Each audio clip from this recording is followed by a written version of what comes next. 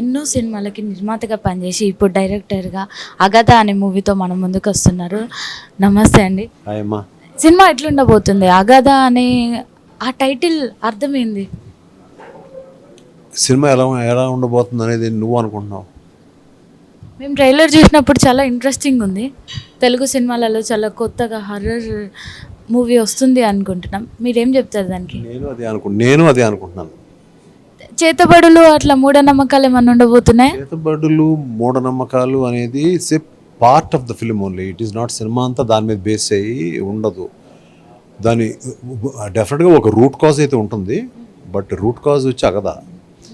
So అగదా అనేది ఏంటి అనేది నేను చెప్పే కంటే మీరు మొదటి రోజు వెళ్ళి సినిమా చూసిన తర్వాత మీరు నాకు చెప్పండి. నేను అర్థం అడుగుతున్నా, టైటిల్ అర్థం. అర్థం అదే చెప్పాను కదా. అది దాని అర్థం ఇప్పుడు నేను చెప్పలేను, కానీ మీరు నువ్వు ఒక డిక్షనరీ ఎతికేవు అసలు ఏముంది? సంస్కృతంలో ఏదో ఏదో వచ్చింది. సంస్కృత నాకు తెలుగు ఎందుకమ్మా? If you go to Telugu, English to తెలుగుకి వెళ్ళు. What is the meaning of అగదా? లేదంటే అగదా you put it in Telugu. సరే, అంటే అగదా అంటే ఇట్స్ కైండ్ ఆఫ్ ఏ శూన్యం, అంటే బ్లాక్ హోల్, శూన్యం. అది బ్లాక్ హోల్ అంటారు ఏమంటారు అనేది తర్వాత విషయం. అది black hole is a bigger word, okay. But ఇది శూన్యం. శూన్యం అంటే అంటే ఒక కైండ్ ఆఫ్ ఎంప్టీనెస్. ఇటువంటి ఒక క్యారెక్టర్ సినిమాలో ఉంది, అదే అగదా. మీరు విమర్శల్ని చాలా బాగా తీసుకుంటున్నారు. అంటే ఎవరైనా మేము సినిమా చేసినాం చూడండి చాలా బాగుంటుంది అని చెప్తూ ఉంటారు. జనరల్గా నేను చూసినప్పటికీ మీరు విమర్శను కూడా చాలా తీసుకొని ఆ విమర్శకి ఒక అర్థం ఇస్తున్నారు. ఇట్లా కాదు, ఇట్లా అయింది, అవును మా తప్పులు జరిగినాయని చెప్పి ఇస్తున్నారు. మీరు తీసుకున్న ఇప్పటివరకు మీ నిర్మాతగా ఉన్నప్పుడైనా డైరెక్టర్గా ఉన్నప్పుడైనా మీరు తీసుకున్న అంటే మీకు వచ్చిన బిగ్గెస్ట్ విమర్శ ఏముంది అంటే ఏం చెప్తారు? నాకు విమర్శలు ముందు నుంచి తక్కువే, కానీ మంచి ఫ్యామిలీ ఫిలిమ్స్, యాక్షన్ ఫిలిమ్స్, లేదంటే ఒక్కడు వర్షం లాంటి ఒక క్లాసిక్స్ తీసిన మీరు ఎందుకు డర్టీ హరి తీయవలసి వచ్చింది అనేది ఒక విమర్శ వచ్చింది. కానీ ఆ విమర్శని దాటి ఆ సినిమా మంచి లేడీస్ కంటెంట్ కూడా ఉంది అనేది ఆ విమర్శ ఇట్ హెస్ బికమ్ పాజిటివ్.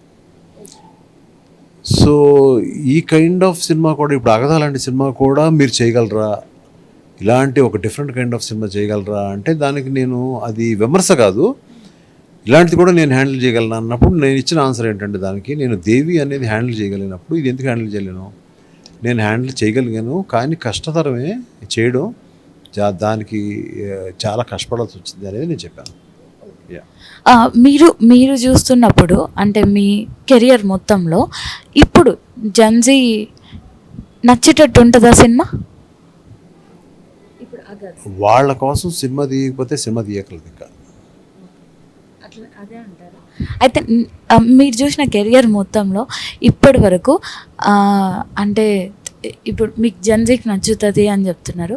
ఇప్పుడు జనరల్గా తమిళ్, మలయాళం సైడ్ ఎక్కువ చూస్తున్నారు సినిమాలు. ఓటీటీలో వచ్చినా కూడా అవి డబ్బింగ్ ఉన్నా అట్లనే ఇష్టంగా చూస్తున్నారు. మన తెలుగు సినిమాలు ఏంది పడిపోయినట్టు ఉంటున్నాయి అని ఒక విమర్శ నడుస్తుంది సోషల్ మీడియాలో. దానికి మీరేం ఆన్సర్ ఇస్తారు? అదేం లేదమ్మా, అందరూ ఇక్కడ నుంచే కదా బాహుబలి వచ్చింది, ఇక్కడి నుంచే కదా ఆర్ఆర్ వచ్చింది కదా. అలాంటప్పుడు మన తెలుగు సినిమా ఎందుకు పడిపోయినట్టు?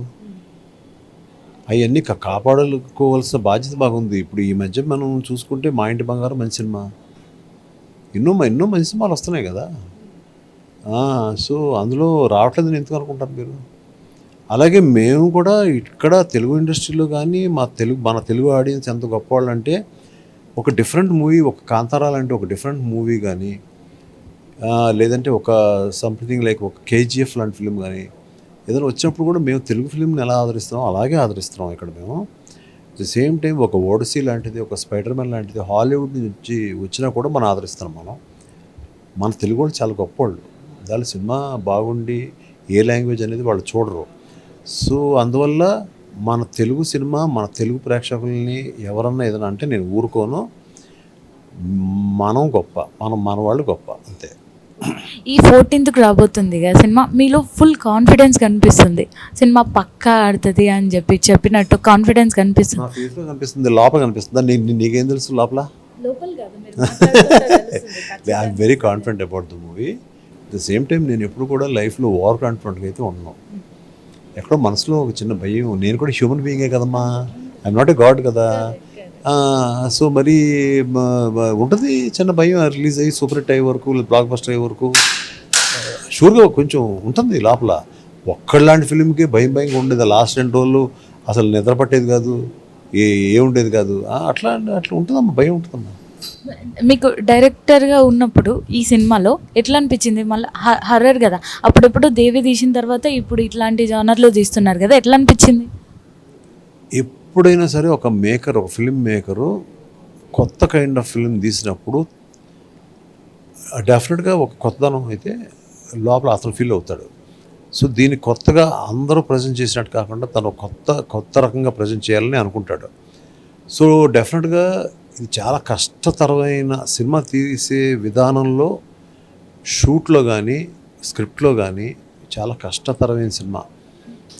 దీన్ని పాసిబుల్ చేయడం జరిగింది. అది నా ఒక్కడి గ్రేట్నెస్ అని నేను చెప్పను. నా చుట్టూ ఉన్న టెక్నీషియన్లు, నాకు ఈ సినిమాకి దగ్గరుండి సపోర్ట్ చేసిన నా నిర్మాతలు, వీళ్ళందరూ ఉండబట్టి, అట్ ద సేమ్ టైం ఎక్కడో ఒక దేవుడు అనే ఒక సహకారం ఉండబట్టి నా వెన్న ఉండి దీన్ని ముందుకు తీసుకెళ్ళాడు. లేదంటే humanly it's not possible. Yes, మీరు మాట్లాడుతుంటే చాలా సెన్సిబుల్ అనిపిస్తుంది, అంటే చాలా డైరెక్ట్గా మాట్లాడుతున్నారు, సెన్సిబుల్ అనిపిస్తుంది. అందుకే నేను ఈ క్వశ్చన్ అడుగుతున్నా, మీకు ప్రొడ్యూసర్గా మంచిగా ఉండేనా, డైరెక్టర్గానా? ప్రొడ్యూసర్గా ఎప్పుడు కూడా మనీ పార్టు, డబ్బులు, కలెక్షన్ల మీద పెద్దగా ఎంజాయ్ చేయలేదు.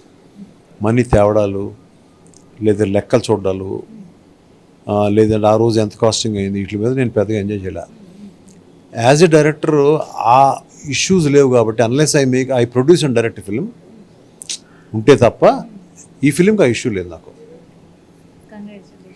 థ్యాంక్ యూ సో మచ్ అమ్మా. ఈ 14th రోజు సినిమా రాబోతుంది, అందరు చూసి ఫుల్ హిట్ చేయాలని కోరుకుంటున్నాను.